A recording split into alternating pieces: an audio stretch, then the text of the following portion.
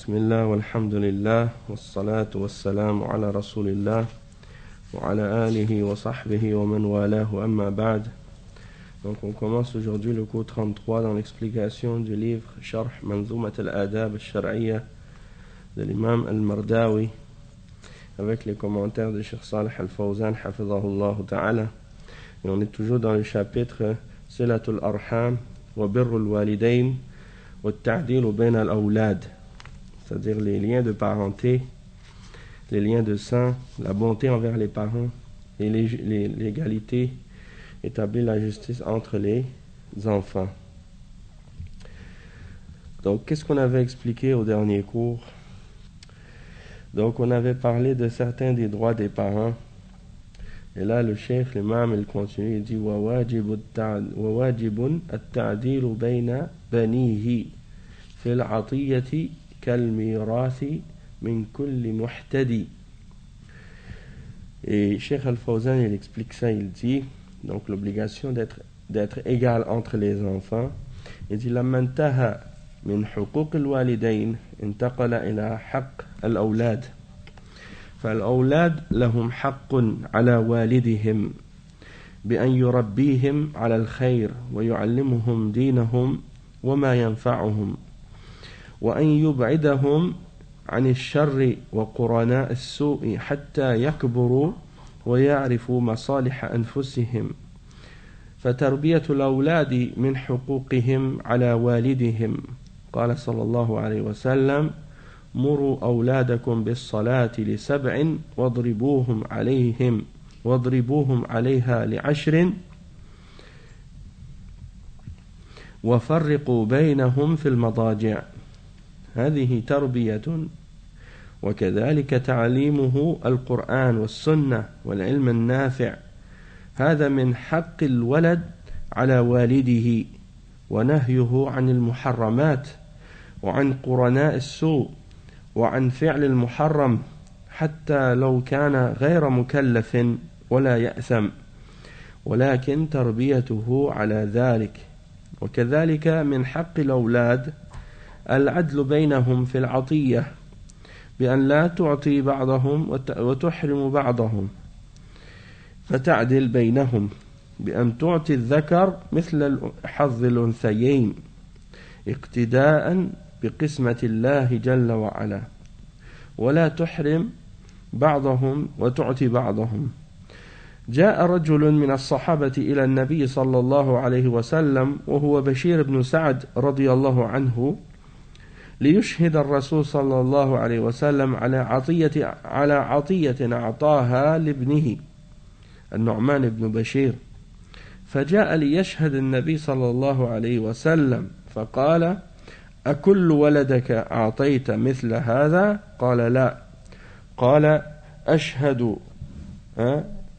أشهد على غيري، أشهد على غيري فإني لا أشهد على جور. فقال صلى الله عليه وسلم اتقوا الله واعدلوا بين أولادكم. وقال أيسرك أن يكونوا في البر لك سواء؟ قال نعم. قال فلا إذن. Donc ici on va expliquer maintenant la signification de ce passage qui est très important par rapport à l'égalité et la justice, établir la justice envers les enfants. Et le terme justice est plus approprié que le terme égalité ici parce que l'égalité n'est pas toujours synonyme de justice. Et ta'dil, ça vient de al-adl qui veut dire la justice, et non pas de rendre égal nécessairement. Donc ça c'est important, une nuance très importante à comprendre. Et il y a des gens qui ne sont pas satisfaits de ça parmi les kuffars, ça c'est évident, et parmi les munafiqin, c'est-à-dire ceux qui se disent musulmans ou prétendent être musulmans, mais ils sont contre l'islam et contre les règles de l'islam et contre les musulmans, malgré qu'ils se disent musulmans eux-mêmes. Donc quand ils entendent des règles de la religion qui sont justes, mais qui sont en contradiction avec les valeurs occidentales, ou qu'est-ce que les Occidentaux, eux, considèrent comme étant leurs valeurs, eh bien, ils remettent en question les principes islamiques pour satisfaire leurs passions ou satisfaire les passions des kuffars. Alors, ces gens-là sont des munafiqin en réalité. Hein? Et donc, il faut faire attention à ces gens-là. Lorsqu'ils critiquent l'islam, ils disent l'islam n'établit pas l'égalité. Il établit seulement la justice et nous, on ne veut pas la justice. On veut l'égalité. Même si c'est injuste. Et ça, c'est la preuve que ce sont des gens qui suivent leur passion. Et Allah Azza wa Jal, il dit dans le Coran wal kafiruna humuz zalimun. Et les mécréants, ce sont eux les injustes. Parce que la mécréance, c'est une injustice en soi. De même que le shirk, c'est une injustice. Et c'est pas pour rien que Allah Azza wa Jal, il dit inna shirka la dhulmun azim. Le shirk, c'est la plus grande injustice. Donc les kuffars, eux, ils ne tiennent pas de compte. Ils ne tiennent pas compte de ça. Ils ne tiennent pas compte de cette injustice-là, alors que c'est la plus grande injustice qui soit. De faire de l'injustice en adorant d'autres avec ton Créateur et en attribuant à des créatures des attributs divins et en offrant de l'adoration à celui qui n'en mérite pas parmi les créatures que Allah a créées. Donc ça, c'est une grave injustice. Et également, le fait que Allah Azza wa Jal, il dit وَمَنْ يَتَعَدَّ حُدُودَ اللَّهِ فَأُولَٰئِكَ هُمُ الظَّالِمُونَ. C'est-à-dire ceux qui transgressent les règles et les limites d'Allah, eh bien, ce sont eux les injustes. Donc, les injustes, ce ne sont pas ceux qui contredisent les règles de l'islam. Les injustes, ce sont les gens qui sont justes, ce ne sont pas ceux qui contredisent les règles de l'islam. Les injustes, ce sont ceux qui contredisent les règles de l'islam. Donc, ça, c'est important de le comprendre parce qu'il y en a qui pensent que lorsqu'on respecte les règles de l'islam, on est injuste. Il y en a qui disent l'islam n'est pas juste envers la femme, ou l'islam n'est pas juste envers ci ou envers ça, alors qu'en réalité c'est lorsqu'on n'applique pas les règles de l'islam qu'on est injuste envers la femme, parce que la justice n'est pas synonyme d'égalité, et l'égalité est parfois synonyme d'injustice, même si les kuffars ils ne veulent pas l'admettre. Donc c'est très important. Donc ici, le cheikh, il explique, il dit, lorsque on a terminé d'expliquer les droits des parents, l'auteur maintenant, il passe aux droits des enfants. Les enfants dans l'islam, ils ont des droits.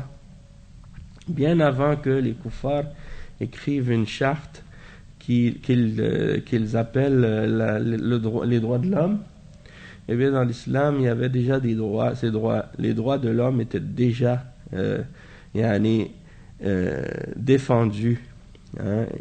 Et enseigné dans le Coran et dans la Sunna depuis plus que 14 siècles. On n'a pas attendu à ce que des kuffars se réveillent pour dire on devrait faire des droits pour les êtres humains. Le créateur de l'humanité, le créateur de l'univers, le créateur de l'univers, il a légiféré des lois, il a légiféré des lois et des règles, et il a donné aux hommes et aux femmes et aux enfants même aux animaux, des droits et des choses qu'on doit respecter envers eux, et des devoirs aussi à l'humanité. Donc tout ça, c'est important de comprendre ça et de ne pas se laisser impressionner par ce que les kuffars peuvent avoir prétendu inventer ou légiférer, surtout lorsque leurs règles sont en contradiction avec ce que Allah a légiféré et qui sont en fait des chartes remplies d'injustice, des chartes des droits, de ce qu'ils appellent des droits qui sont remplis d'injustice et remplis de choses qui sont fausses et qui sont en réalité une forme de perversité et d'égarement, si on les suit et si on les respecte.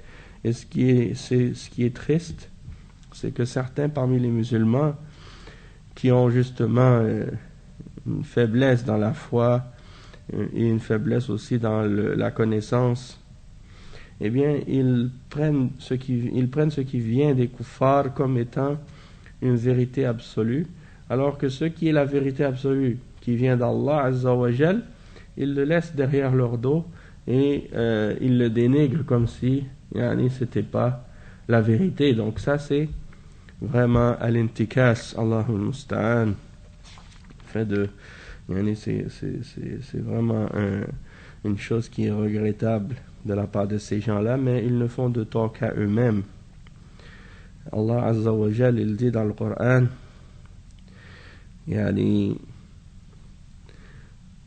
وَإِن تَتَوَلَّوْا يَسْتَبْدِلْ قَوْمًا غَيْرَكُمْ ثُمَّ لَا يَكُونُوا أَمْثَالَكُمْ. Si vous vous détournez, il va vous échanger par un autre peuple qui va être croyant. Si vous voulez pas vous accrocher à l'islam, et vous voulez pas croire en ma révélation et suivre ce que j'ai ordonné, on va vous remplacer par un autre peuple. Et ils ne seront pas comme vous. Ils ne seront pas comme vous.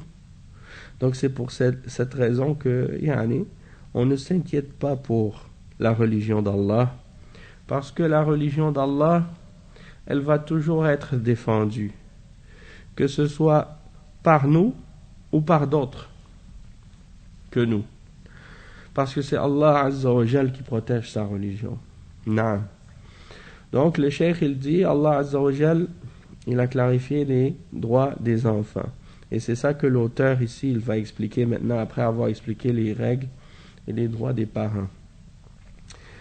Donc les enfants, ils ont des droits sur leurs parents, et premièrement parmi ces droits c'est que les parents doivent éduquer leurs enfants à faire le bien et à être sur le bien. C'est-à-dire que les parents, ils doivent pas faire des enfants puis les laisser s'en aller comme si c'était des moutons ou des chèvres, ils les laissent partir comme ça, ou bien des oiseaux comme ça, ils les laissent voler, s'en aller, ils les surveillent pas, ils regardent pas qu'est-ce qu'ils font, ils leur donnent pas de conseils, ils les orientent pas, ils leur disent pas qu'est-ce qui est bien, ils leur disent pas qu'est-ce qui est mal, ils les avertissent pas du mal, ils les éloignent pas du mal, ils leur enseignent pas la religion, ils leur enseignent pas qu'est-ce qui est bénéfique pour eux. Et on a vu cette mentalité-là. Et certains, justement, parmi les musulmans, ils se basent sur les kuffars pour établir cette éducation-là qu'ils pensent être meilleure que l'éducation musulmane. Ils disent, moi, j'enseigne pas à mes enfants la religion parce que je veux qu'ils soient libres. Et quand ils vont arriver à l'âge de raison, ils vont choisir par eux-mêmes le droit chemin ou la religion de vérité. A'udhu billahi minash shaitanir rajim. Cette mentalité-là, c'est une mentalité inspirée directement par le shaitan. Il n'y a pas de doute. Parce que toi, tu connais le droit chemin, tu connais la religion d'Allah, tu connais le chemin vers le paradis. Et intentionnellement, tu refuses d'enseigner à tes enfants le chemin vers le paradis pour les laisser dans l'ignorance et pour qu'ils arrivent plus tard confus et perdus dans toute la confusion qui existe au sujet de la religion. Et là, tu leur dis, trouvez par vous-même, débrouillez-vous. Alors qu'on sait très bien que les êtres humains sont dans le chaos, en ce qui concerne la croyance. Et que quelqu'un ne peut être guidé que par la grâce et la miséricorde d'Allah. Allah Azza wa Jal, il t'a guidé. Il t'a donné des parents qui t'ont guidé. Des parents qui t'ont élevé sur la vérité, sur le tawhid, et sur la sunna. Et toi, tu dis non, moi je ne vais pas donner ça à mes enfants, je vais leur priver de ça. Je vais les priver de ça pour soi-disant être plus évolués, comme les kuffars en Occident, comment eux ils vivent. Ça c'est vraiment dévié comme mentalité et c'est vraiment misérable comme façon d'agir. Et au jour de la résurrection, ces enfants-là, ils vont être devant Allah, et qu'est-ce qu'ils vont dire? C'est nos parents, ils nous ont égarés. Nos parents nous ont pas montré le droit chemin. Nos parents, ils nous ont laissé vivre dans l'égarement. Le pire, c'est ça. C'est qu'ils vont pas leur leur ordonner de faire la salat, leur interdire de faire qu'est-ce qui est haram, à moins que ça rentre en contradiction avec leurs intérêts de la dunya. Hein?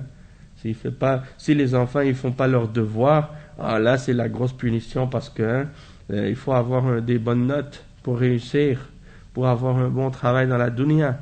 C'est la seule réussite qui est importante pour ces parents-là.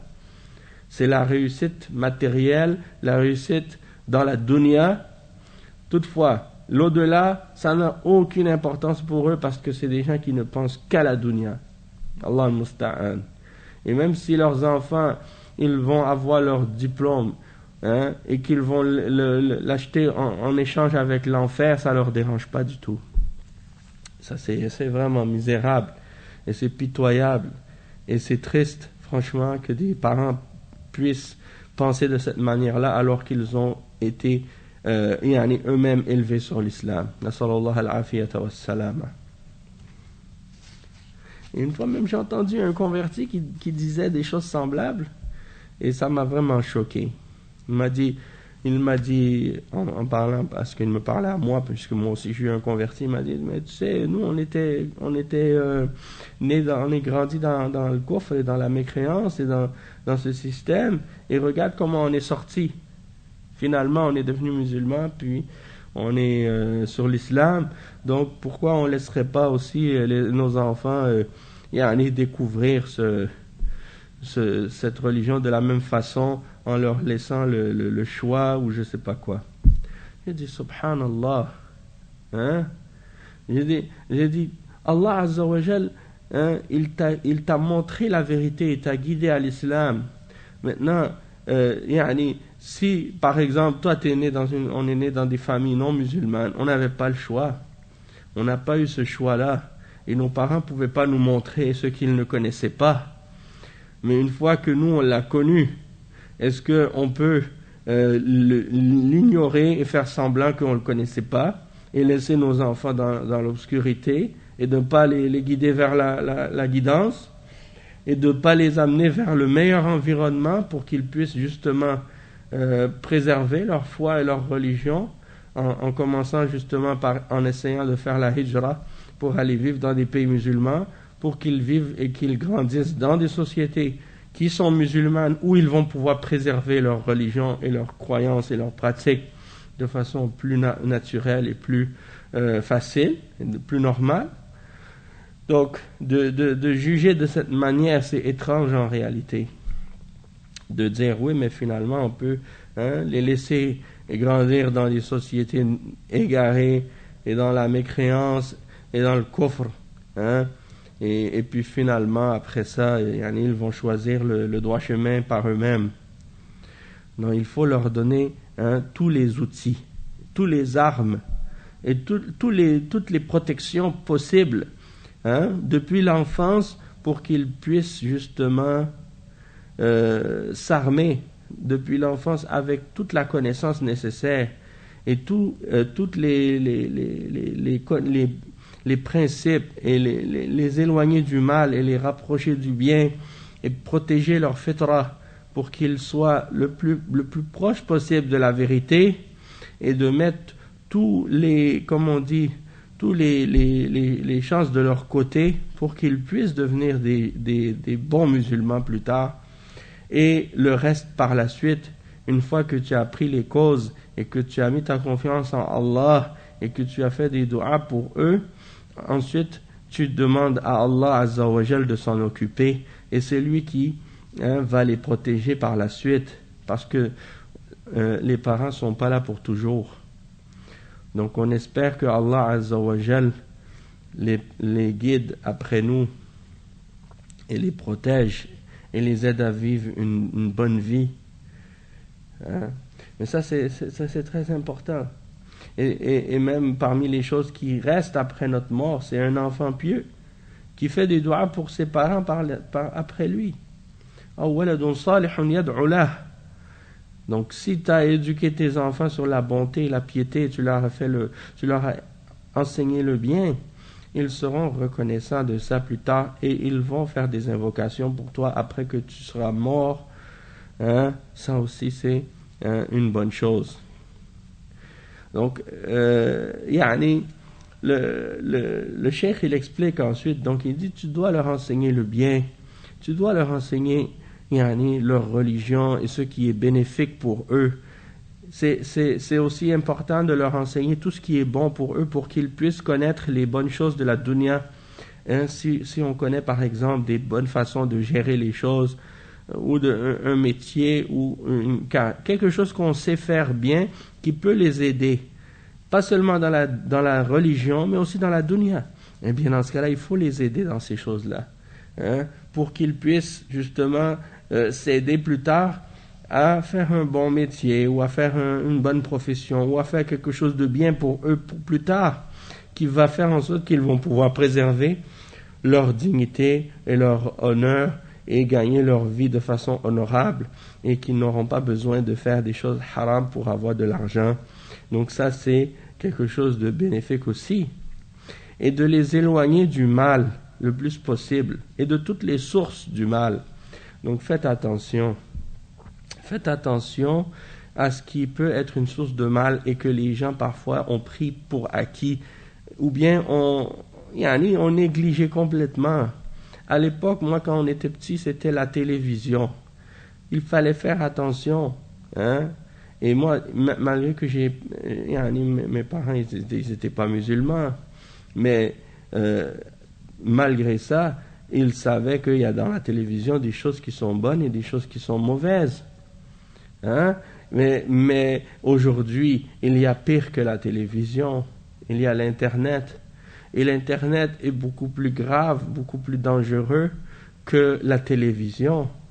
C'est la télévision. Tu regardes qu'est-ce qu'il te donne, qu'est-ce qui est au programme, tu peux regarder ça seulement. Et à l'époque, il n'y avait pas tout ce qu'il y a comme télévision aujourd'hui avec les satellites. Il y a des centaines et des centaines de chaînes. À l'époque, on avait 4 chaînes, 4 ou 5 postes de télévision si on n'avait pas le câble. Il y avait 4 ou 5 postes seulement. Donc on avait le choix limité. Mais malgré ça, il y avait des choses mauvaises. Donc imaginez maintenant, et avec l'Internet, tu regardes ce que tu veux, quand tu veux, où tu veux, peu importe l'heure, et il n'y a pas de programme, c'est-à-dire toi tu décides si tu veux. À l'époque, je me rappelle, quand on était petit, les dessins animés c'était le matin, un petit peu le midi, un petit peu dans la soirée, et puis c'était fini, il n'y en avait pas d'autres. Et le week-end, peut-être le matin aussi. Maintenant, ça peut être 24 heures sur 24 les dessins animés. Subhanallah, sans arrêt, toute la journée. Si tu laisses les enfants regarder ça tout le temps, eh bien, il n'y a pas de doute qu'il risque d'avoir des troubles à cause de ça. Il faut limiter, il faut contrôler. Sans parler des autres choses qui sont mauvaises aussi. Les jeux vidéo et toutes sortes d'autres choses. Allah al-Musta'an, c'est devenu dangereux. Donc il faut contrôler ces choses-là et limiter le maximum possible de qu'est-ce qui peut être une source de mal pour nos enfants. Et de les encourager à faire des passe-temps et des choses, des passe-temps et des occupations qui sont éducatives et qui sont bénéfiques, qui sont utiles. Et puis de temps en temps, ils peuvent se distraire en faisant des jeux, mais il ne faut pas que ça devienne la règle générale. Il faut faire attention à ces choses-là.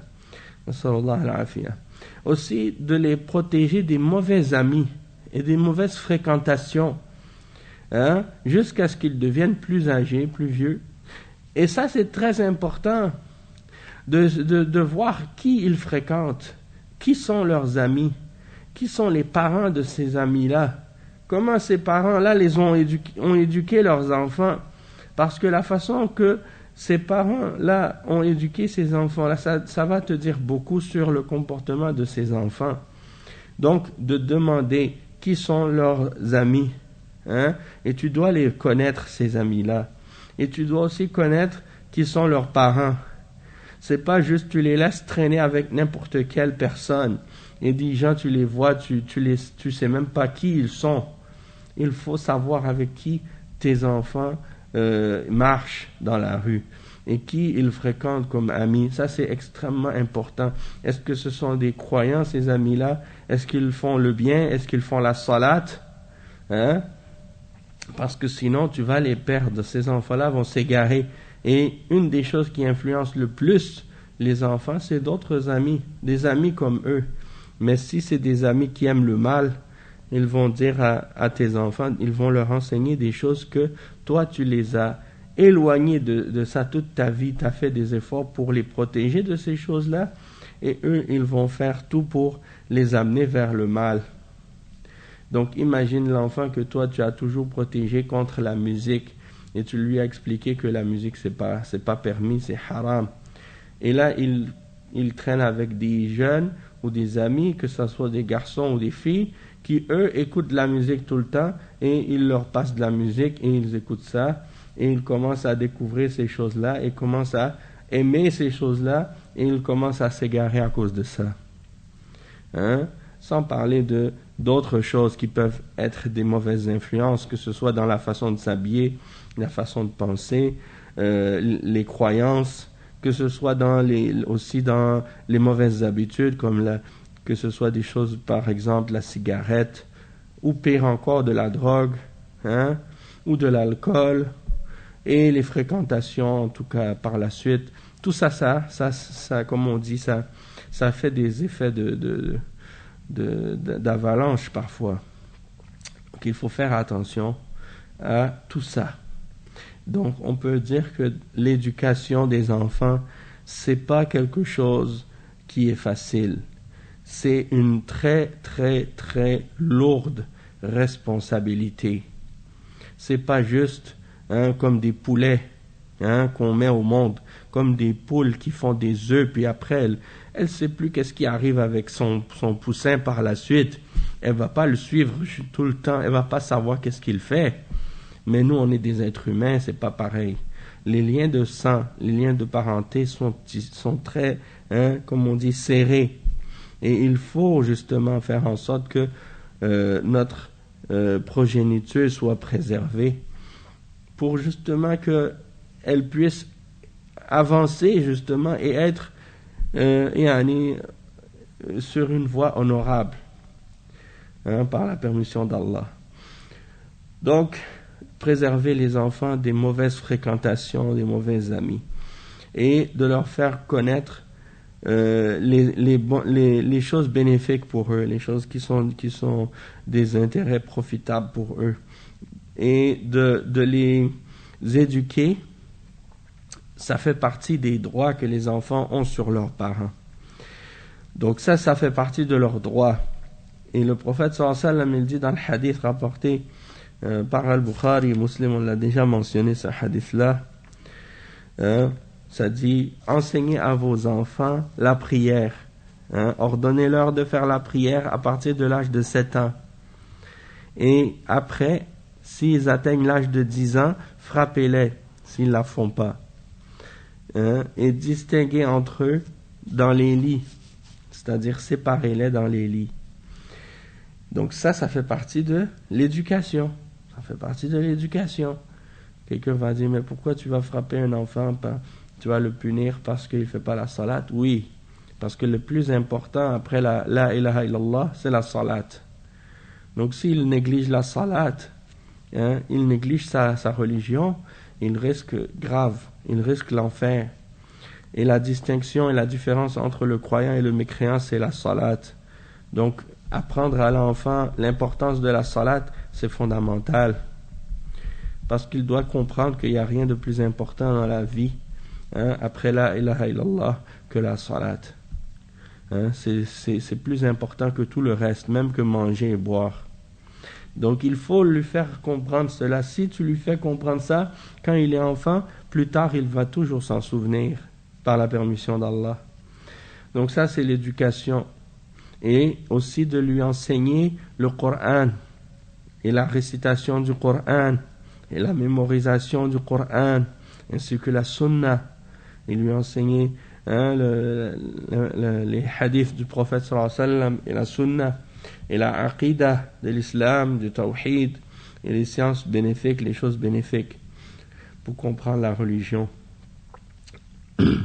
Et aussi parmi les droits de l'enfant sur son parent, c'est de lui interdire les choses haram. Tu vas pas dire mais je le laisse, il est libre, il va découvrir tout seul. Non, tu dois lui interdire les choses haram. Tout ce qui est haram, tu lui interdis. Tu es responsable de ça. Et de même que les mauvaises compagnies, on a dit déjà, et de faire les péchés, tu dois lui interdire. Même comment il coupe ses cheveux. S'il ne coupe pas ses cheveux comme il faut, il fait le qaza'. Le qaza', c'est-à-dire il coupe les côtés plus bas, puis il laisse le devant plus haut, ou des parties qui ne sont pas égales dans ses cheveux. Pour suivre la mode, pour suivre les kuffars, qu'est-ce qu'ils font? Les filles, la même chose. Comment elles s'habillent, comment elles se comportent, avec qui elles fréquentent. Tout ça, c'est important. Comment tu vas les éduquer pour qu'ils soient des bons croyants, des bons musulmans, et que peut-être même par la permission d'Allah qu'ils deviennent des du'at, des gens qui vont être eux-mêmes des gens qui appellent à l'islam et qui vont appeler au tawhid et qui vont faire la da'wa pour cette religion. Ça c'est un niveau encore plus élevé si on est capable d'atteindre ça et d'enseigner ça à nos enfants. Ça c'est vraiment visé vraiment très très très haut pour nos enfants. Combien d'entre nous on espère que nos enfants deviennent des ulama ou des mashaykh ou des du'at ou des gens qui font partie des tullab al-ilm? Combien d'entre nous on a cette aspiration là pour nos enfants? Très peu, parce que beaucoup d'entre nous, on pense qu'à la dunya pour nos enfants. On veut qu'ils soient médecins, on veut qu'ils soient dentistes, on veut qu'ils soient ingénieurs, on veut qu'ils soient... parce que c'est des métiers qui payent. Mais talib ilm, ça ne paye pas. Donc, wa alaykoum salam wa rahmatullah. Donc les gens, ils ne pensent pas à ça. Alors que ça, c'est le plus noble des métiers, c'est le métier de l'enseignement de l'islam, des prophètes. Naam. Donc tout ça c'est très très important parce que c'est le métier et la tâche des prophètes, c'était la da'wa. Quand je dis le métier, c'est-à-dire il faut comprendre que le métier, c'est pas le métier comme un métier, c'était leur tâche, c'était leur devoir, c'était ça leur aspiration, c'est ça qu'ils faisaient comme mission dans leur vie. C'était le fait d'appeler la création, appeler les créatures à Allah et à l'adoration d'Allah. C'était pour ça que Allah Azza wa Jal les a envoyés. Et tous ceux qui font la da'wa aujourd'hui, parmi les croyants, eh bien, ils suivent l'exemple du prophète sallallahu alayhi wa sallam et de tous les messagers dans cette voie-là. Parce qu'ils appellent à Allah eux aussi. Et ça, c'est le plus noble de tous les... le plus noble de la plus noble de toutes les tâches que quelqu'un peut faire. Le cheikh, il dit ensuite que parmi les droits des enfants aussi, il y a le fait d'être juste entre eux dans ce qu'on leur donne. C'est-à-dire que si tu donnes quelque chose à l'un, tu ne dois pas en priver l'autre. Ça, c'est important.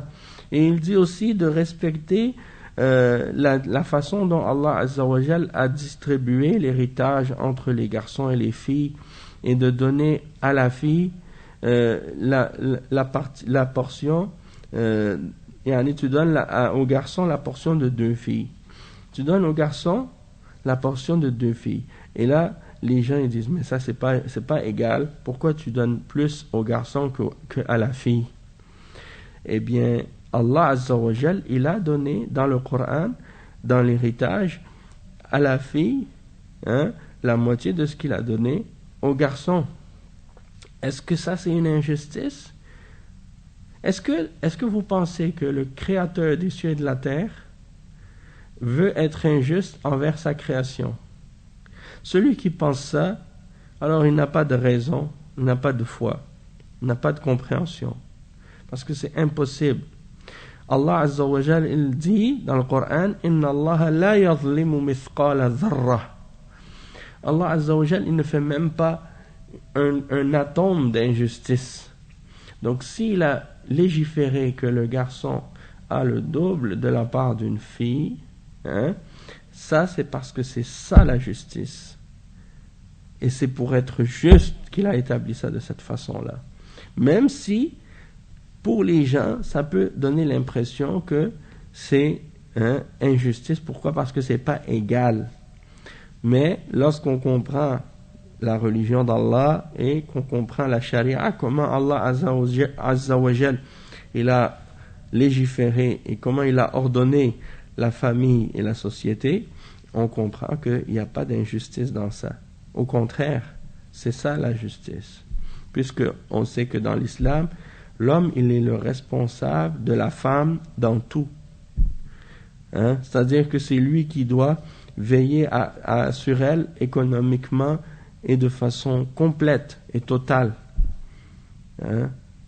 Donc la mentalité des femmes kuffar qui disent non, moi je ne veux pas dépendre d'un homme, et même les kuffar, c'est parmi même la culture des jeunes, et surtout les choses qui sont véhiculées par la culture pop, surtout chez les jeunes filles actuellement, la mentalité féministe et de dire que la femme elle doit être indépendante, et qu'elle ne doit pas dépendre d'un homme ou des choses de ce genre. Non, dans l'islam il n'y a pas ça.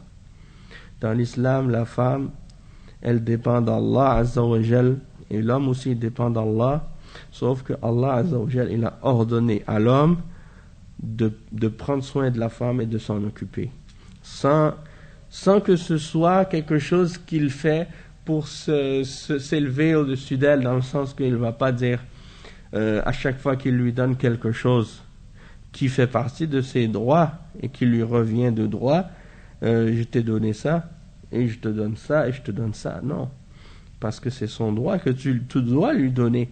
Donc tu n'as pas à lui renoter chaque fois que tu lui donnes quelque chose que tu lui as donné.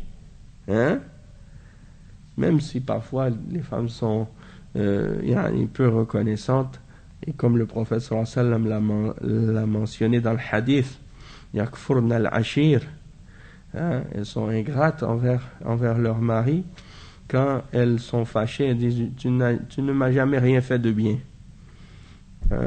Mais malgré ça, tu dois être humble et tu dois donner ce qui revient de droit à la femme ou aux femmes de ta famille et de t'en occuper.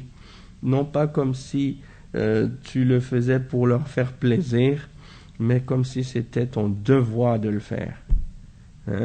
Donc ça, c'est très important de comprendre ça.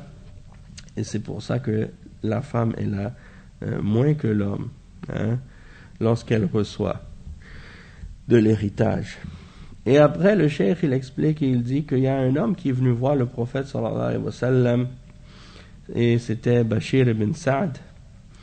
Et il est venu pour témoigner, ou bien pour demander au messager d'Allah sallallahu alayhi wa sallam d'être témoin de ce qu'il voulait donner à un de ses fils qui était An-Nu'man ibn Bashir radiyallahu anhu. Donc il est venu pour lui faire témoigner de ce qu'il donne à son fils An-Nu'man. Qu'est-ce qu'il a dit le prophète sallallahu alayhi wa sallam?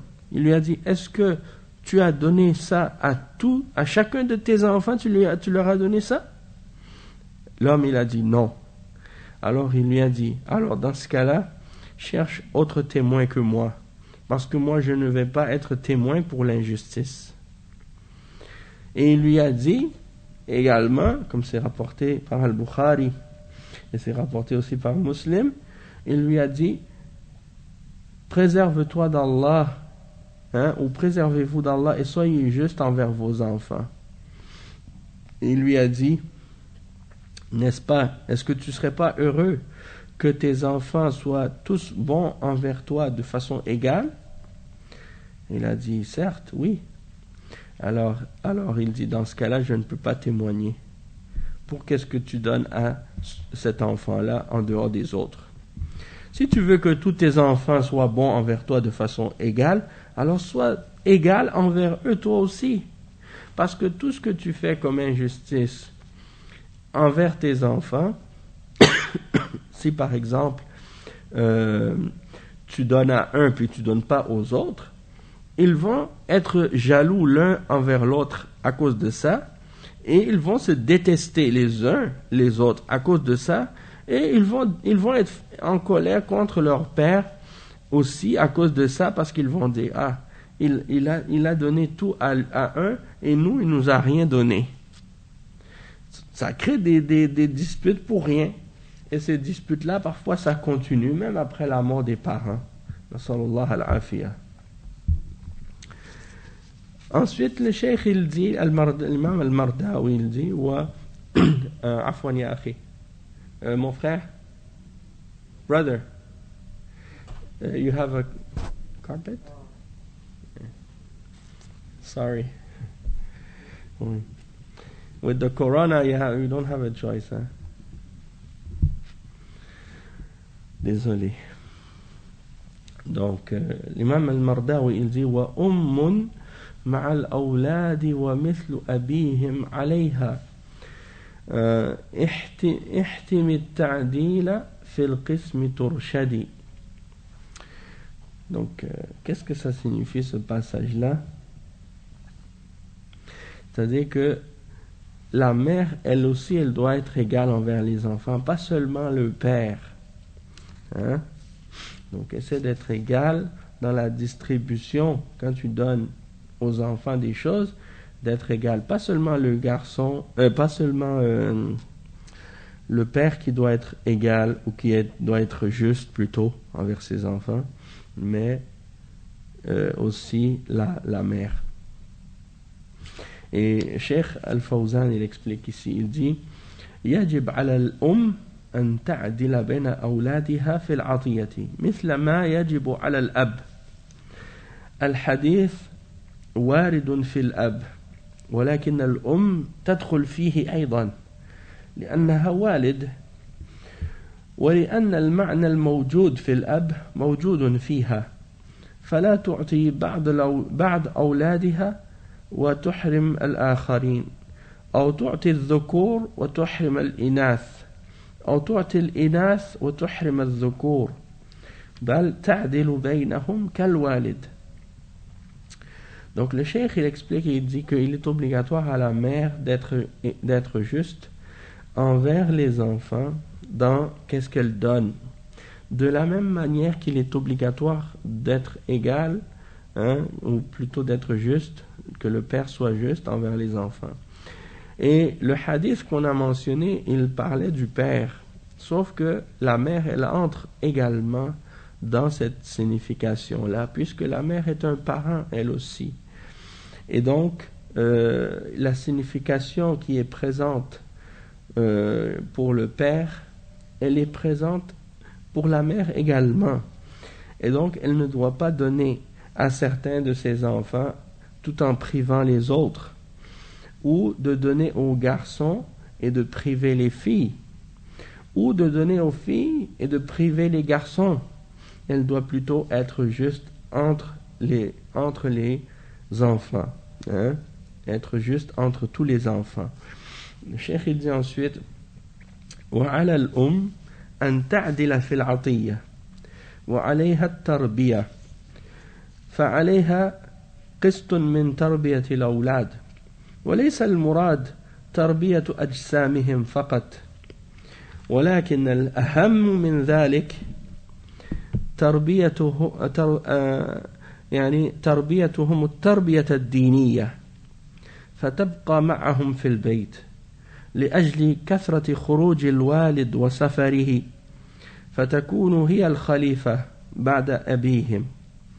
الأم عليها مدار عظيم في تربية الأولاد ولهذا يقول الشاعر والأم مدرسة إذا أعددتها أعددت شعبا طيب الأعراق فالأم لها دور في تربية الأولاد ولكن ماذا نقول في هذا الزمان الذي صارت النساء تخرج إلى الأعمال والوظائف والدراسة وتترك الأولاد بدون مرب أو تتركهم إلى مرب أجنبي بل قد يكون مربيا كافرا فهذا من الانتكاس فالأم طرحت المسؤولية التي أوجبها الله عليها وخرجت وتركت أولادها فهذا ترك لواجب عظيم. Donc qu'est-ce qu'il explique ici le cheikh? C'est très important. Il dit que la mère elle doit donc être juste dans ce qu'elle donne à ses enfants et elle doit faire cette éducation-là pour ses enfants et donc elle doit être juste dans la manière d'éduquer ses enfants. Et c'est pas juste de les éduquer physiquement ou de les élever physiquement dans l'éducation par rapport à de les nourrir, de les vêtir, de les abriter, tu leur donnes un toit. C'est pas seulement cette éducation-là. Tu les envoies à l'école pour qu'ils apprennent à lire et à écrire, c'est important. Mais l'éducation religieuse, c'est le plus important. Et étant donné que la mère, elle est avec les enfants à la maison, tandis que le père, lui, il sort souvent, alors c'est elle qui est c'est elle qui garde la maison, c'est elle le lieutenant à la maison pendant que le père est absent. Et donc la mère, elle a une très grande part de la responsabilité de l'éducation et c'est pour ça que un poète a dit dans son poème, il dit la mère est une école. Si tu la prépares, elle va préparer un peuple avec des bonnes racines. Donc ça c'est important de faire comprendre ça pour que la mère elle ait ses valeurs et qu'elle ait ce comportement et ces bonnes manières, qu'elle soit capable d'inculquer à ses enfants le bon comportement. Et c'est la mère qui est la première école des enfants. C'est pour cette raison-là que il est très important de protéger la femme et de préserver la femme, parce que c'est elle qui est la première école. C'est elle qui va éduquer une nation entière. Et c'est pour cette raison aussi que les koufars, ils commencent toujours leurs attaques des peuples et des croyants par l'idée de vouloir combattre et de pouvoir détruire la femme. S'ils sont capables de détruire la femme musulmane, eh bien, ils ont réussi dans leur combat contre les musulmans, parce que la femme musulmane, si elle perd sa foi, si elle perd sa voix, eh bien, les enfants vont être perdus. Et quand les enfants sont perdus, les générations futures de musulmans vont être égarées. Et eux, c'est ça, les koufars, c'est ce qu'ils veulent. Ils veulent, comme ils le disent maintenant, assimiler les musulmans pour que les musulmans perdent leur foi, perdent leur religion et deviennent des musulmans sans islam. Des musulmans invisibles. C'est-à-dire, on ne peut pas les voir, on ne peut pas savoir qu'ils sont musulmans en les voyant. Parce qu'ils n'ont rien de musulman. You can throw it away. Tu peux le jeter dans la poubelle. Oui. No. You cannot use it. It's COVID. Yes, you're welcome. Donc c'est ça le plan des koufars, et pourquoi ils essaient d'interdire à la femme de se voiler, et ils essaient de trouver plein de raisons, de prétextes pour dire pourquoi ils sont contre le voile, parce qu'ils disent c'est un assujettissement de la femme à l'homme et c'est un signe de servitude et de ci et de ça, alors qu'ils savent très bien que ça n'a rien à voir avec ça. Ça, c'est eux qui traitent la femme comme une esclave en réalité, en la faisant marcher à moitié nue dans la rue et en l'utilisant que pour assouvir leurs désirs et en faisant en sorte que justement elle soit accessible sur ce plan-là. Et maintenant, ils ont des problèmes avec ça parce qu'il y a tellement d'agressions sexuelles dans leur société que les femmes ne peuvent plus avoir confiance en un homme, et les règles que l'islam nous enseigne, que par exemple un homme ne doit pas être isolé seul avec une femme qui n'est pas sa femme, ou qui n'est pas une femme de sa famille, il n'a pas le droit de s'isoler. Eh bien, eux qui critiquent l'islam, ils sont en train maintenant d'imposer ces règles-là. Ils sont en train d'imposer ces règles islamiques malgré eux, parce qu'il y a trop d'agression et il y a trop de dépassement. Parce qu'en réalité, ils essaient d'agir comme s'ils n'étaient pas des... Ils essaient de faire croire qu'ils sont au-delà de leurs pulsions et de leurs désirs, et de la réalité de ce qu'ils sont, mais à la fin, qu'est-ce qui arrive? C'est ça qui prend le dessus. Nasallallahu al-afiyah. Et donc, ils tombent dans toutes sortes de comportements dégradants et rabaissants pour la femme, et ils prétendent être les défenseurs de la femme. Et de façon générale, on a toujours remarqué ça. Les gens qui prétendent vouloir aider ou défendre la femme, c'est souvent eux les premiers qui sont les premiers qui sont là pour profiter de la femme. D'accord? Donc, alhamdulillah, il faut être ferme sur nos positions à propos de cette question-là, et de protéger justement la femme en protégeant son éducation, sa aqida et son comportement. Et le cheikh, il dit que la mère, donc, elle a un grand rôle dans l'éducation des enfants, mais il dit, qu'allons-nous dire à notre époque lorsque la femme est devenue une femme qui sort à l'extérieur pour travailler ou pour étudier, elle laisse ses enfants sans personne pour les éduquer, ou bien elle les laisse avec une personne tierce qui va s'en occuper, une personne étrangère qui n'a aucun lien de sang avec ses enfants, pour s'en occuper dans les garderies. Allah al-Musta'an. Il dit peut-être même qu'ils vont les laisser avec des koufars, que c'est les koufars qui vont les éduquer. Et la même chose avec les écoles. Envoie tes enfants dans des écoles publiques. Les professeurs qui enseignent tes enfants, c'est des koufars. Donc, tu ne dois pas espérer que tes enfants ils vont revenir à la maison, qu'ils vont dire mon professeur il m'a dit que je dois faire la salat. Parce que les professeurs eux-mêmes sont des koufars, ils ne croient même pas en Allah. Donc, au contraire, je ne serais pas surpris si tes enfants ils reviennent à la maison puis ils disent maman ou papa, le professeur il a dit que Allah il n'existe pas. Nasallallahu al-afiyah.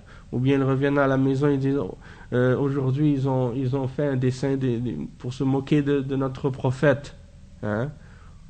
Donc ça c'est la réalité.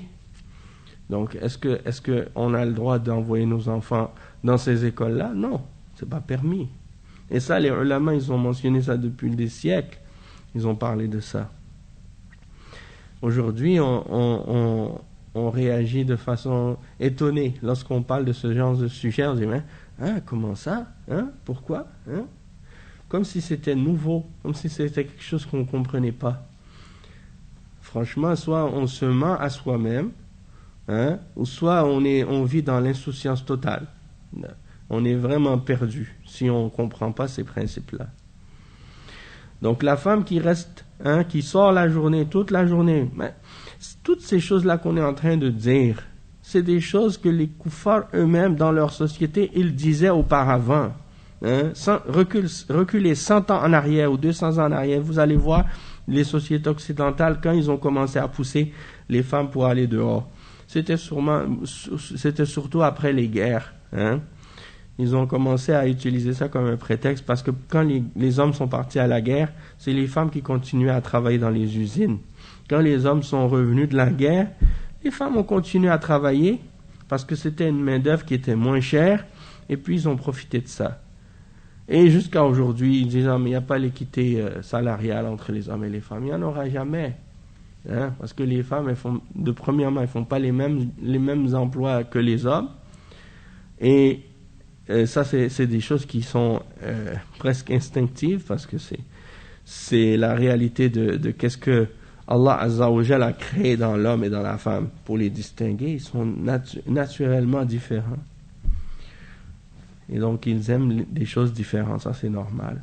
Même si les koufars, ils essaient d'encourager les femmes à faire des emplois qui sont traditionnellement réservés aux hommes et qu'ils essaient de pousser les hommes à faire des emplois qui sont traditionnellement réservés aux femmes, comme ils disent eux, parce qu'ils prétendent que les rôles entre les hommes et les femmes, c'est seulement des choses qui ont été inculquées par la société et non pas des choses qui sont naturelles à l'homme et à la femme, en voulant dire que tu peux prendre une femme puis l'éduquer comme un homme et elle va devenir un homme finalement, même si elle a un corps de femme. Et tu peux prendre un homme puis l'éduquer comme une femme et il va devenir finalement une femme, même s'il a un corps d'homme. Et ça, c'est faux. C'est faux parce que même des petits-enfants, subhanallah, tu leur donnes le choix. Tu mets un garçon, tu mets une fille, tu mets des poupées et tu mets des camions. Les enfants, ils vont se diriger vers des choses. Si tu leur dis rien, ils vont faire ça. Par eux-mêmes. Sauf si tu essaies de les brainwash comme qu'est-ce qu'ils sont en train de faire maintenant, de le faire croire aux enfants. Ben oui, un garçon il peut jouer avec les poupées, les filles peuvent jouer avec les camions, et les garçons peuvent mettre du rose et les filles peuvent mettre du bleu, puis finalement il n'y a pas de différence entre un garçon et une fille. Et après ils vont leur dire, ben oui, un homme peut se marier avec un homme, puis une femme peut se marier avec une femme. Mais c'est ça qu'ils enseignent aux enfants aujourd'hui, dans les écoles des koufars. Donc ça va loin tout ça. Nasarullah al-afiyah. Donc ça c'est le résultat de quoi? Lorsque la femme elle s'éloigne de son rôle de femme et que l'homme il s'éloigne de son rôle d'homme et qu'il abandonne l'enfant et qu'il abandonne l'éducation qui revient à cet enfant-là, surtout en tant que musulman. Donc le cheikh il dit فَهَذَا مِنَ الْإِنْتِكَاسِ. L'intikas, ça veut dire quoi? Ça veut dire, tu as la vérité puis tu l'abandonnes, tu retournes sur, tu reviens vers l'égarement. Allah al-Musta'an. Tu laisses la vérité pour le faux. Donc la mère, si elle a abandonné la responsabilité que Allah Azza wa Jal lui a mis sur elle, et qu'elle sort de la maison et qu'elle abandonne ses enfants, elle n'a pas d'autre. Il y en a même des femmes qui ne veulent pas se marier et qui ne veulent pas avoir d'enfants et qui ne veulent pas tout ça. Pourquoi? Parce qu'elles disent, moi j'ai ma carrière et c'est ma carrière qui est importante. Et je veux pas, j'ai mes études et j'ai ma carrière et je veux faire ça et je veux faire ça. Si je me marie, je vais pas pouvoir faire ça et ça et ça. C'est comme si ce qu'elle veut faire c'était plus important que de bâtir une famille. Et la chose la plus malheureuse dans tout ça, parce que les années où cette fille-là, elle était le plus féconde et le plus apte justement à fonder une famille, elle les a gaspillées dans les études et dans toutes sortes de jobs qu'elle a fait, des travails, des emplois qu'elle a pris pour essayer de bâtir sa carrière. Elle se réveille à 40 ans, 45 ans, et elle commence à réaliser qu'elle est toute seule, elle n'a pas d'enfant, elle n'a pas de mari, elle n'a rien, et elle a juste ses diplômes accrochés sur le mur. Et là, elle se dit, oh, qu'est-ce que j'ai fait? Pourquoi je ne me suis pas mariée? Et là, elle commence à demander, elle dit, est-ce que vous connaissez pas quelqu'un qui voudrait se marier avec une femme de 45 ans, hein? Et là, elle est déçue parce qu'elle ne trouve pas un homme qui lui plaît pour se marier à cet âge-là, pour fonder une famille. Quel homme musulman va choisir de se marier avec une femme de cet âge-là qui ne peut même plus avoir d'enfants, hein? C'est très difficile. Peut-être si un homme il a déjà une épouse, il veut prendre une deuxième épouse, il va peut-être se marier avec elle. Mais encore là, c'est pas facile. C'est pas parce que il veut une femme plus jeune, mais c'est parce que un des buts du mariage dans l'islam, c'est de fonder une famille. Et si tu vas épouser une femme qui est à proximité de la ménopause et qui ne peut plus avoir d'enfants, ou pour qui avoir des enfants, c'est dangereux pour sa santé parce qu'elle est trop âgée, alors tu ne peux pas blâmer cet homme-là de dire qu'il préfère les femmes plus jeunes. Hein? Donc, c'est comme si on dirait que les gens, ils se mentent à eux-mêmes et ils refusent de comprendre la réalité de la vie. Alors que dans la réalité des choses, hein, une femme, quand elle arrive à 25 ans, en grande partie, elle commence déjà à descendre. La pente, elle monte jusqu'à 25 ans. Arrivée à 25 ans, elle descend. C'est pas comme l'homme. L'homme, il reste plus longtemps, disons, jusqu'à 40 ans. Et puis à 40 ans, il commence à descendre. D'accord? Mais la femme, c'est plutôt sur le plan biologique, hein, sur le plan de la fécondité et puis toutes ces choses-là. Mais ça, les koufars, ils ne veulent pas tenir compte de ça parce qu'ils veulent vivre dans un rêve et ils veulent voir la vie d'une manière illusoire.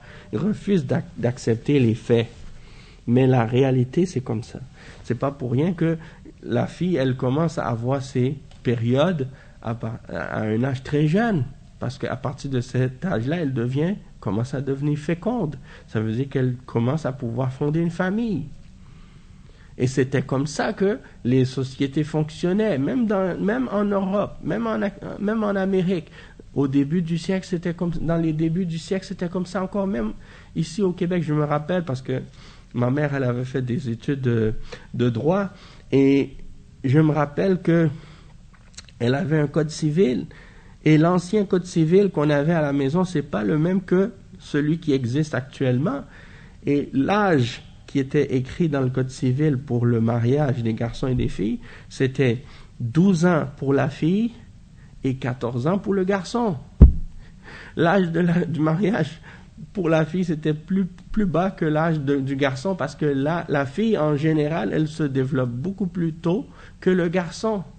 Ça, c'est pas des choses qui sortaient des rêves, c'est de la réalité. Hein? Et ça, tout le monde le sait. Hein? Même eux, ils le savent, les koufars. Mais ils ont repoussé ça à 18 ans. Et même dans certains pays, c'est plus que ça. Et la raison pourquoi ils ont fait tout ça, c'est pour aider ou pour pousser les jeunes de plus en plus vers la perversité et vers le haram.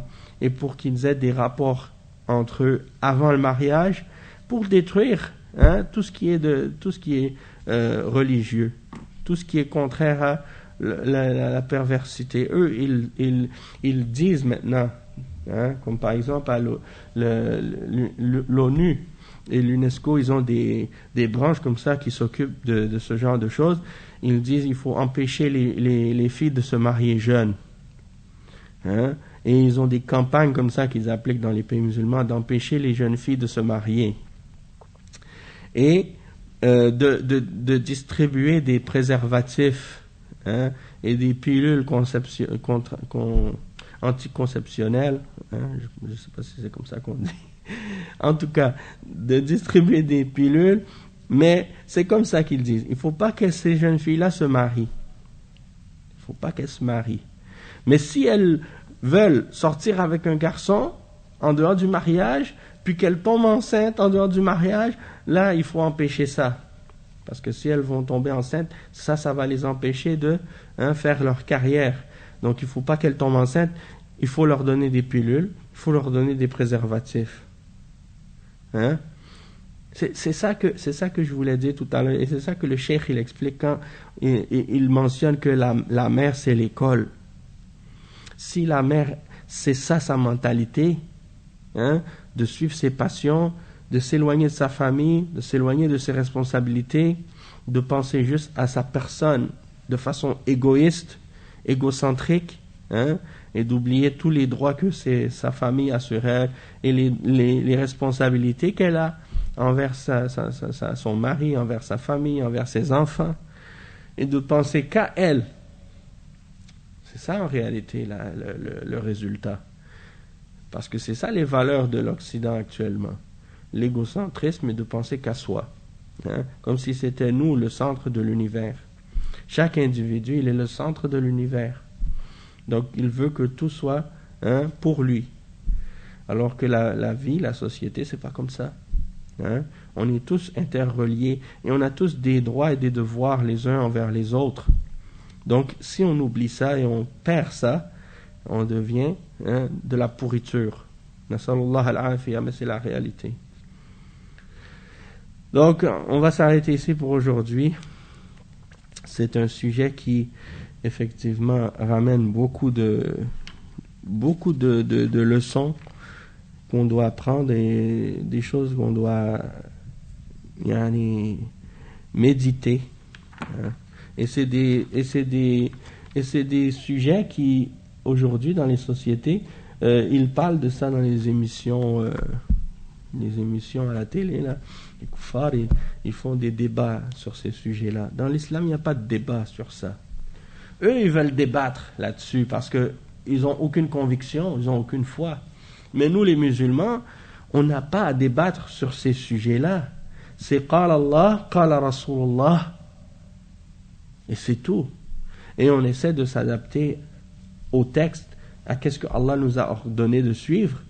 Et ceux qui veulent appeler à suivre les kuffars, ça c'est le signe que ce sont des gens qui ont du nifaq dans leur cœur, de l'hypocrisie. Hein? Mais sinon, les mu'minines, les croyants, ils n'ont pas de doute sur ces choses-là et ils ne vont pas débattre sur ça, ni discuter là-dessus. Et les kuffars, ils disent, quand ils parlent des musulmans, ils disent, il faut aider les musulmans à aller vers cette voie. Et il faut leur tendre la main pour les amener vers l'égarement. Hein? Ça, c'est exactement comme le shaitan. Hein? Le shaitan, c'est ça son travail. كمثل الشيطان إذ قال للإنسان كفر فلما كفر قال إني بريء منك إني أخاف الله رب العالمين. Le shaitan, il dit à l'être humain ukfur. Hein?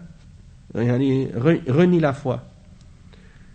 Et quand l'être humain renie la foi, le shaitan il lui dit, ah, moi je me désavoue de toi, j'ai rien à voir avec toi. Moi je crains Allah, le Seigneur des mondes. Subhanallah.